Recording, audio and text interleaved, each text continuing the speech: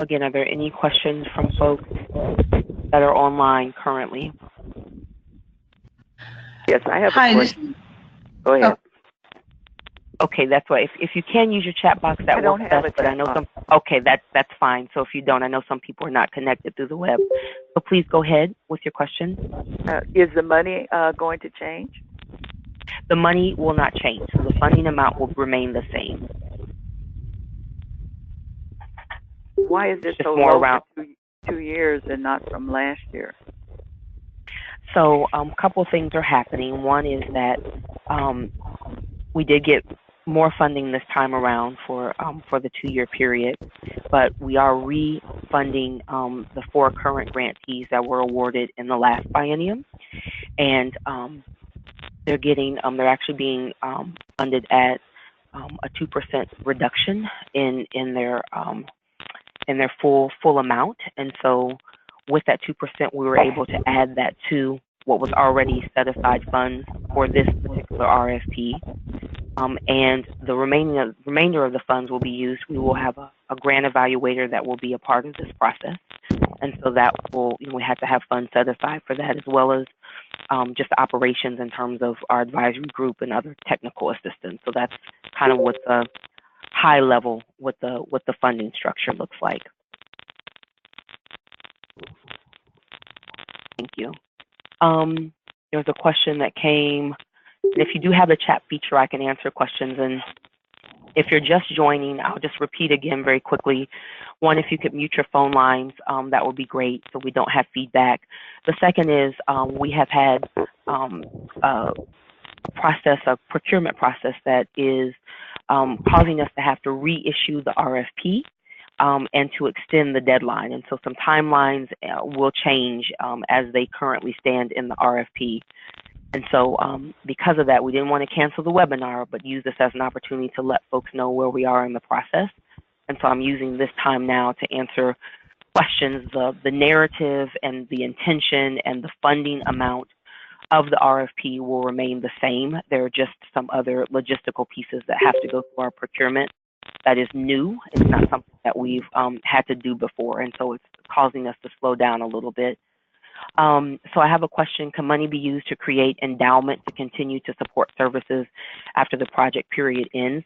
That's not a question that has come before, and so I will check with our procurement to see if that's allowable under the current grant funding, and I'll get back specifically to the individual that asked me about this. I believe you sent me an email as well, so I'll make sure to connect back with you. Thank you. Okay, so I'm just using this time now to answer questions. If, again, you have the chat feature, you may use that. If you do not, then please do. We'll try and take turns asking questions through the phone feature. So I have another question come through the chat feature. It says grant selection priority given a priority to geographic regions. Washington County is under metro area, so we won't be given priority despite we have not received any funding. Last year, the majority of awardees were from Multnomah County. How do you decide equitable funding allocations?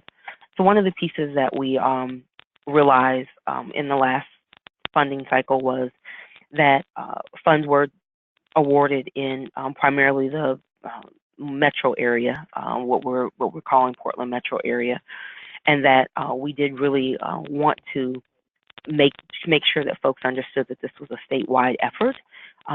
We did not get the applications that we anticipated from other areas of the state. There was intentional outreach at that time before the first RFP went out to do that, but again, we had the applications that we had and were awarded based on that. And so really at this point, we're looking, even though this is open to everyone in all the regions that are named in the RFP, we are looking for strong applications from other places across the state. And part of that, we're really encouraging people to think about consortium sorts of models, partnerships, and sort of looking at this in a broader sense, because we do want to make sure that we're honoring the fact and recognizing the fact we know that there are African American and Black students across the state that are in need of support. And so that will be something that will be a part of the process as folks are reviewing applications, but we wanted to be very clear in the RFP what the intentions were for that. It's another question, grants in round one. Other understand why there are other areas in the state that are being prioritized, but the areas seem to unfairly penalize agencies in Washington and Clackamas counties. Can the priority areas be extended to these two counties? So that's something definitely we can think about, talk about. At this point, those are sort of the ways in which the counties divide up as we think about regions, but that, you know, is something as we're going through the process in the review process that we can think about when we get to that stage. So thank you for the question. Other questions? Is there anyone that doesn't have access to the chat feature that would like to ask their question over the phone? I can do that as well.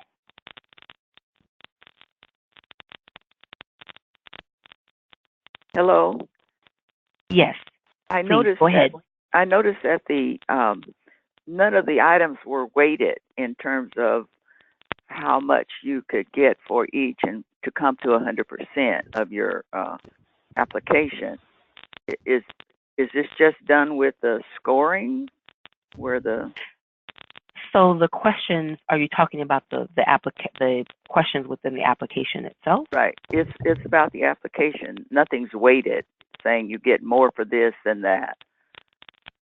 So there will be, so it will come within the scoring. So the questions themselves have percentages that are in parentheses, I believe, and I'm pulling this up to make sure that I'm looking at the same or thinking about the same place in the application that you are. And so there are places in the questions in the application that start on page 20 that have some percentages that are weighted in terms of what that looks like to the overall score at the end. But that first question did not have a particular weight set to it. It's just kind of a priority as we're going through the scoring process with the grant reviewers.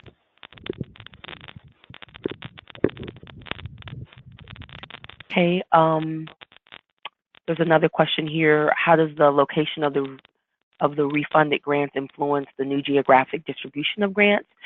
And so I think if I'm hearing your question correctly, I'm going to kind of answer it in a couple of different ways.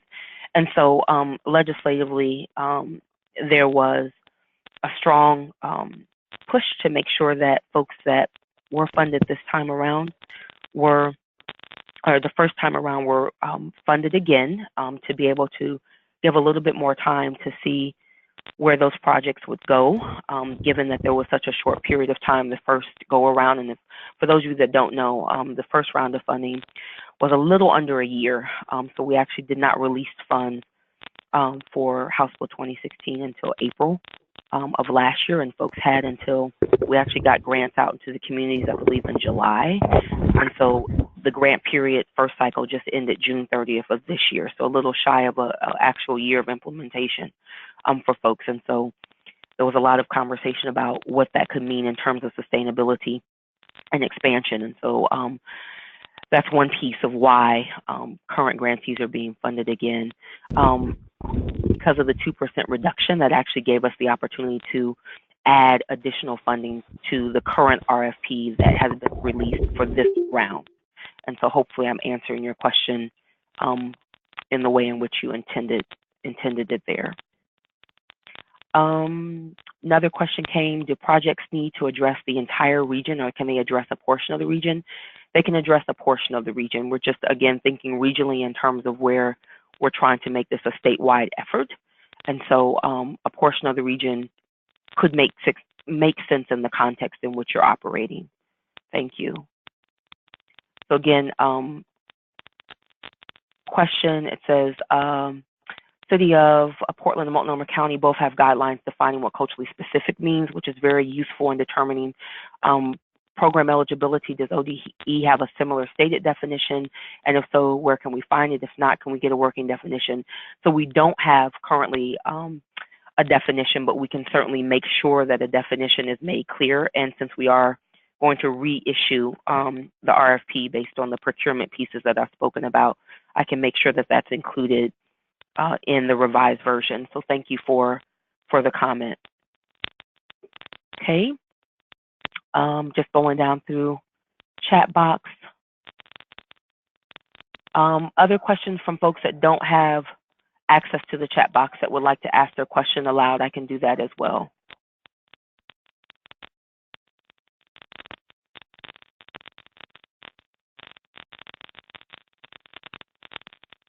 Hello? Yes. You mentioned that the grants will be looked at when they do the reporting, that the reporting materials would come from your office.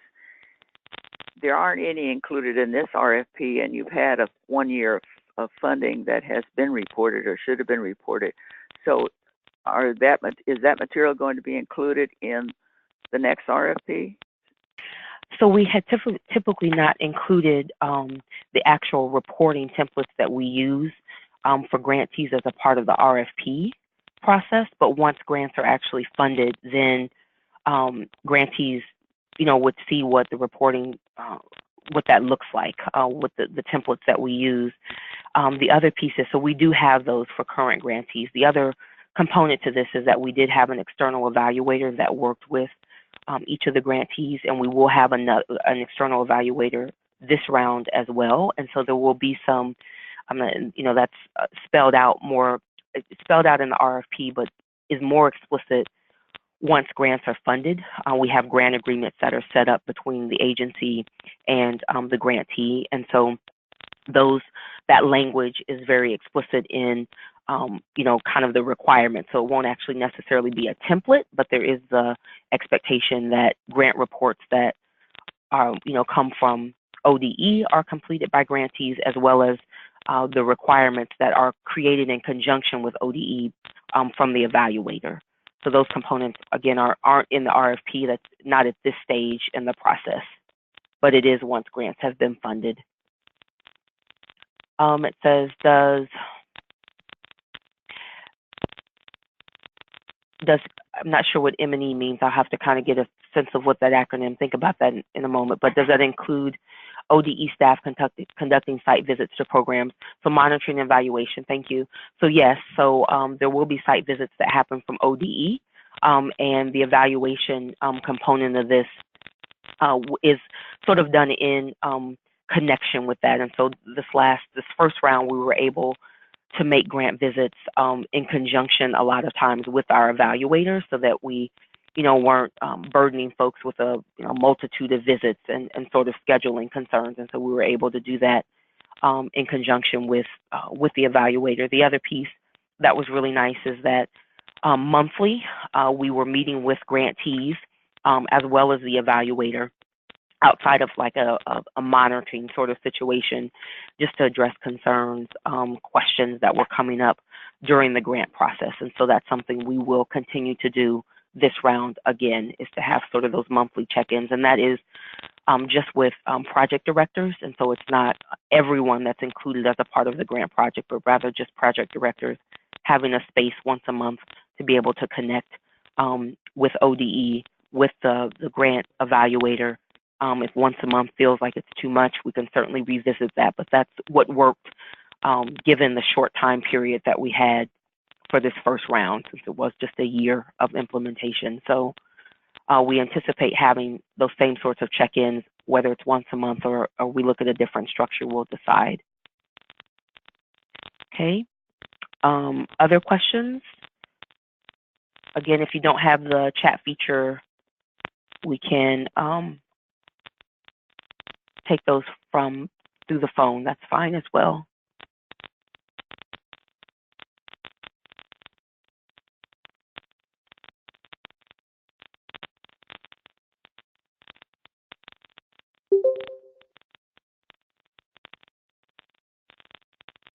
Okay, anyone else? Well, I have another question.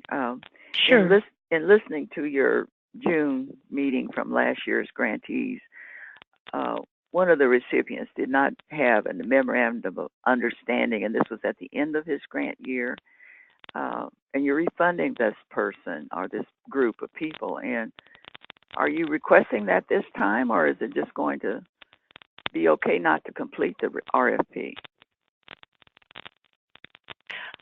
Oh, so current grantees will not have to resubmit an RFP, so they're not having the same RFP with the same questions and that sort of thing that this the RFP that's out now will, but they are obligated contractually to resubmit grant agreements, and that is reviewed from procurement and DOJ here at the department. So they are fulfilling a requirement, but it does not look the same as the RFP process that's happening at this point.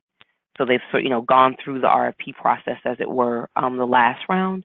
So this time around, we've got grant agreements in place for all 4 of those grantees. They will be updating and working with me in procurement to make sure that they are meeting those requirements that they set forth over the next couple of years.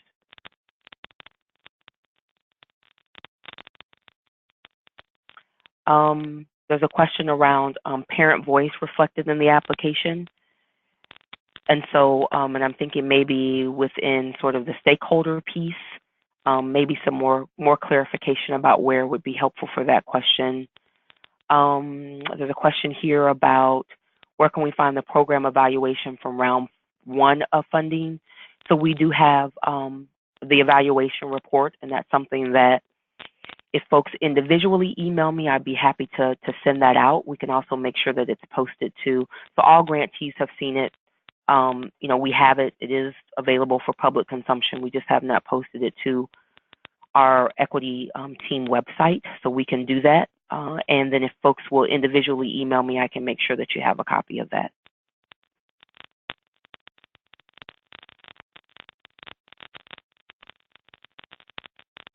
Okay, so still open for questions, either through the chat feature. Okay, here's another one. If we submitted a grant last time, are we able to get the reviewed comments? And so, yes, I think that the previous education specialist that was working on that process there's a file. I can make sure that we get that to the person that sent that. So we can certainly send you those comments. Thank you.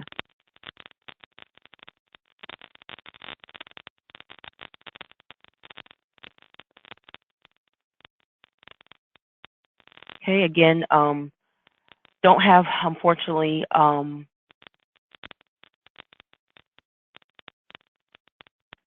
timeline specific, but I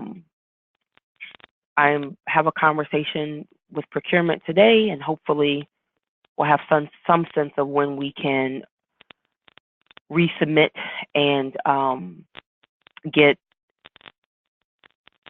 the RFP re-released for everyone. And so we're just kind of waiting.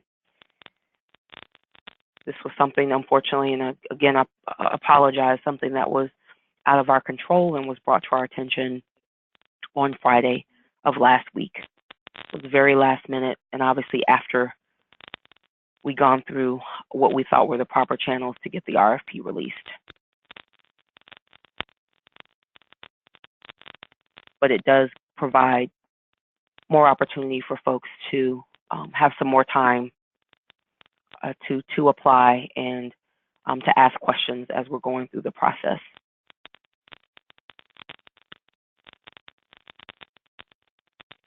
Okay, any other questions either through the phone line or through the chat box?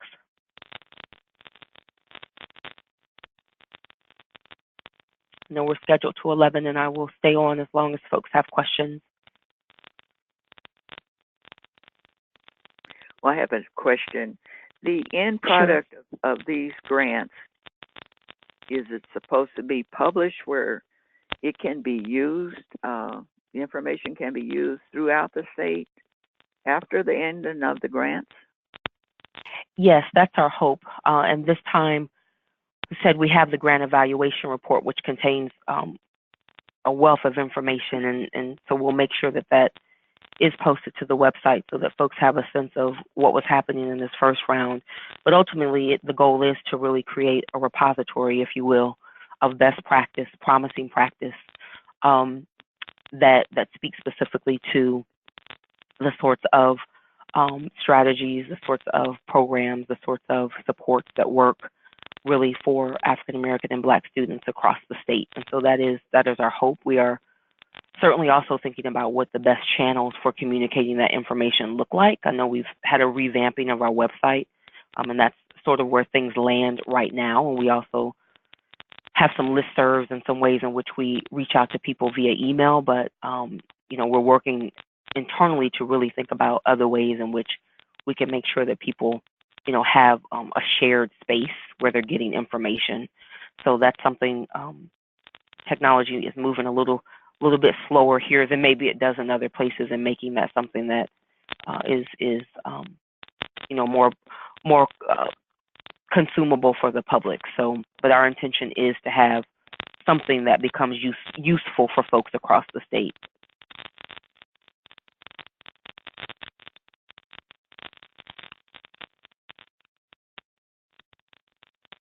Okay, other questions, either through the chat box or your phone line. And thank you, great questions, great comments, I appreciate it. Some things we'll make sure are clarified that were not, gives us the opportunity to make sure we also clear, even though we're having to pull things back a bit, gives us the opportunity to clarify some things as we resubmit. Okay, another question, are we submitting a one-year budget, and then depending on the progress of our grant and legislative funding, we would receive grant funding in the second year? So you need to really plan as though for 2 years, and so you are would be awarded over the 2-year period, and so you should craft your budget to reflect that. And so you can, if you want to sort of divide it into what you're doing year one versus what you're doing year two, or sort of what that looks like, that's fine. But you will have the funding that, if you're awarded funding, the funding will be over the 2-year period.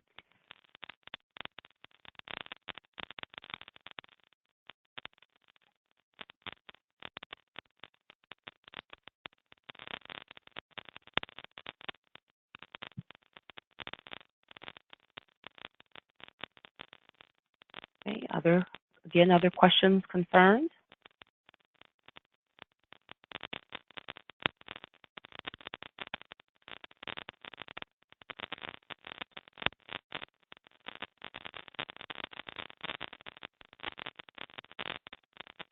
So contacting you during this grant application period will not be a negative? No, it will not. If you have, questions specific to what the RFP. Right, to the RFP, yes. So that is totally acceptable. Okay, thank you.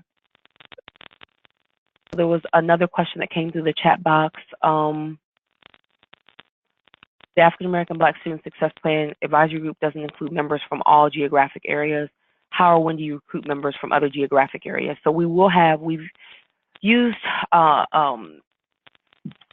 across the agency, we've had several different offices that have put out sort of, I should say, listservs, and have put out requests for reviewers. And so we will follow that process again. The last time, we can always learn, but certainly we're trying to make sure that we were extending the reach very far. Folks that are a part of the advisory group are not reviewers for the grant. I want to make sure that that's clear. And so no one that was a part of, or that remains a part of our African American Black Student Success Plan Advisory Group was a reviewer and will not be a reviewer this round either. And so we'll make sure if there are, there's interest, and if you, have specific interest in that, please email me.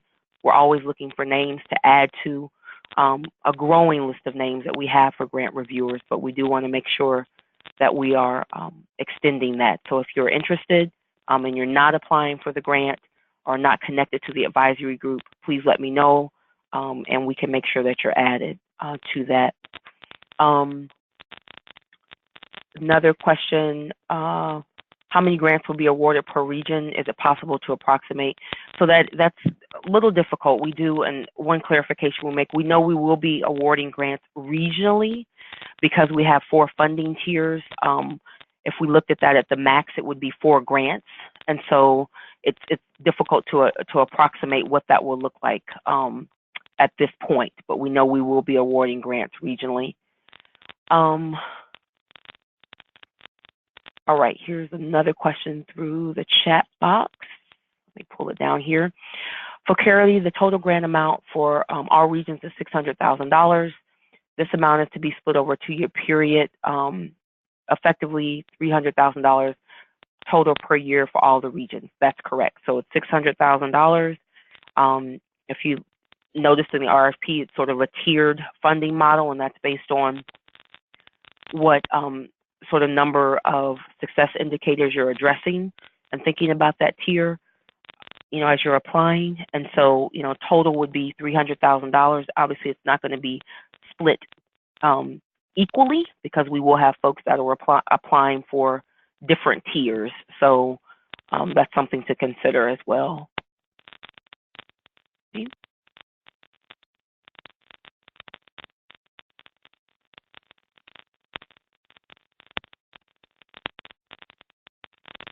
Right. Any other comments, questions, concerns? Again, you can use your phone line or through the chat box. Been getting lots of questions through the chat box. And this is being recorded.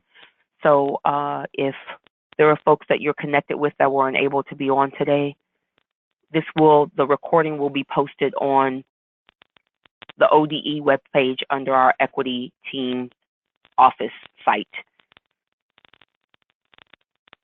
I have a question. Does each tier require a proposal?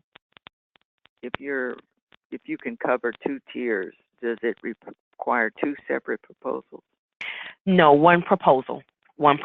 And so what you would do is just, so if you're, say you are thinking about applying for the 250 tier 4, and so within that, you would address the success, that number of success indicators. And so it's 8 or more that, are required for that particular tier.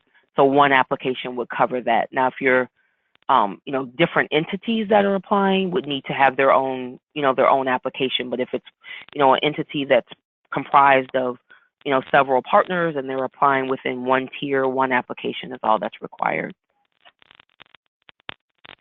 Okay, another question came in through the chat. Are round 1 awardees also competing for the $600K? So the answer to that is no.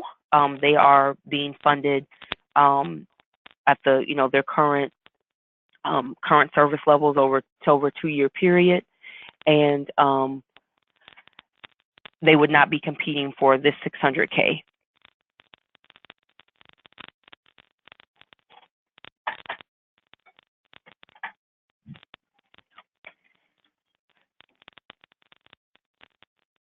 Okay, other questions, comments?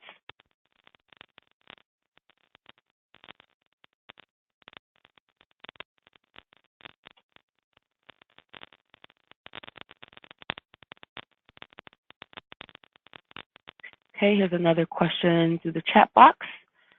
Okay, it says 20% of the students we serve each year identify as Black African American. Can we apply for funding for programs specifically implemented to support these students, even though we may not qualify as a culturally specific organization overall? For example, they sort of go into a little bit of kind of the background on that. So my initial answer is yes, and I'm saying that based on thinking back to some of the applications that came in round 1 last year, and some of the way in which the current organizations look demographically. And so obviously these services are specific to African American and Black students.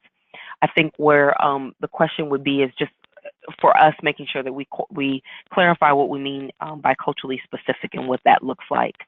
So, but yes, there are organizations that, serve a variety of students, but apply for this funding specifically based on their population of African American and Black students. And we do have some language in the RFP that talks about what that number looks like. So that 0.75 or at least 10 students is what this looks like across the state, and sort of what that covers. And right now that's about 50 districts if we think about out of the 197. So we've got about 50 that are in that threshold, and that's again statewide. That's a statewide view.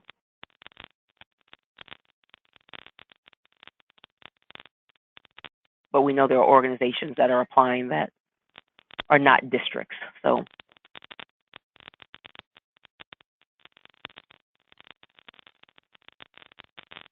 get other questions through the chat or through the phone.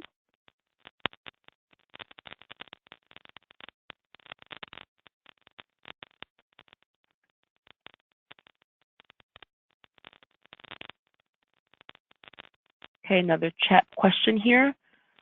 Because of the geographic coverage areas, is more than one proposal to be submitted to cover different parts of the coalition organizational programs that may operate in different regions? And so I'm going to try and answer your question. I think I understand what you're asking. So there may be, for instance, if you're in region, go to the map here. So if you're in region 5, say for instance, and there is more than one organization within region 5 that's applying, that's more than welcome to happen. What we are encouraging though is folks that are, for instance, in maybe regions 1, 4, 5, and you're thinking about those counties and sort of proximity, if there is a way that there's a partnership that can be formed, or a way in which a consortium of organizations, school districts, folks that can come together, that probably is going to give you more of a return on the investment, and thinking about what that looks like both regionally and as we're thinking specifically here, keeping sort of the students at the center, what that looks like in terms of supports for African American and Black students in that particular region. And so we can't say that, no, we only want one application from a particular region. So anyone within a region that meets the eligibility requirements can apply, but we are encouraging folks to, sort of come together and think about how they can create a program that would serve students in more of a consortium model, given some of the lower populations of African American and Black students in some regions of our state. But we do want to make sure that we're awarding regionally, and we are hopeful and anticipating that we get applications in those regions and those counties that we did not before. And so there is, specific priority given to that.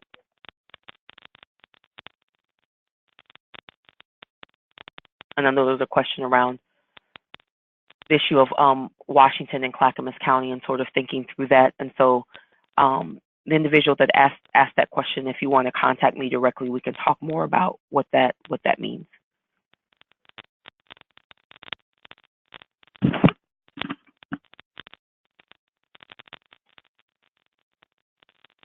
Okay, again, more time here. We've still got about 15 minutes if folks have other questions or comments, either through the phone line or the chat box.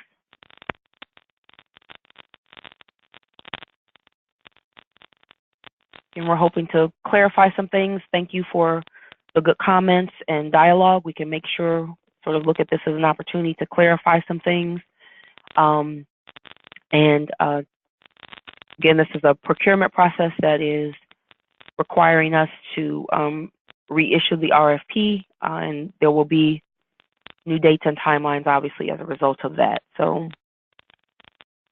will we have this conversation again after the new RFP is issued? We will. Thank you very much for that. I meant to say that in the beginning. So there will be another webinar that is scheduled, and it will actually be sort of what I had originally planned for this one to be some more of the nuts and bolts and, just sort of reemphasizing some of the information from the RFP. So yes, this will be rescheduled as an actual webinar for what will be, then we hope, I know will be, the RFP release that we need it to be. So it will have, another opportunity for folks to ask questions and to think about the process, and we'll try and do that as I did this one, try to make that as close as possible to the time in which the RFP is released and the time that we're having the webinar so that we don't have a lot of days in between. And again, I'm available for questions throughout the process. Applications at this point, as far as I know, not unless something changes, will still go through procurement, and they will, if there's questions specific to like submission or any of those technical issues, then they will be the point of contact. And if there are other things specific to the RFP, I can answer those.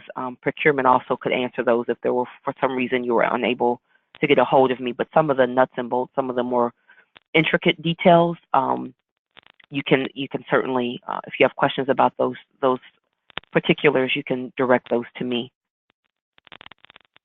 And again, sorry, this was not necessarily what you anticipated, but certainly a blessing in disguise as we can get some more time for folks to submit, as well as making sure that we're clarifying some of the concerns that you all have expressed today.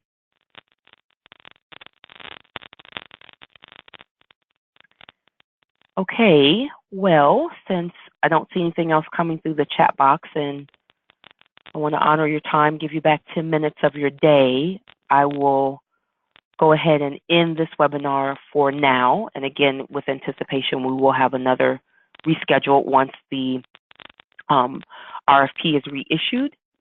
And in the meantime, if you have questions or comments or concerns, please feel free to reach out to me. My information is in the current RFP, and that will not change. That's the same. So you may email or call me.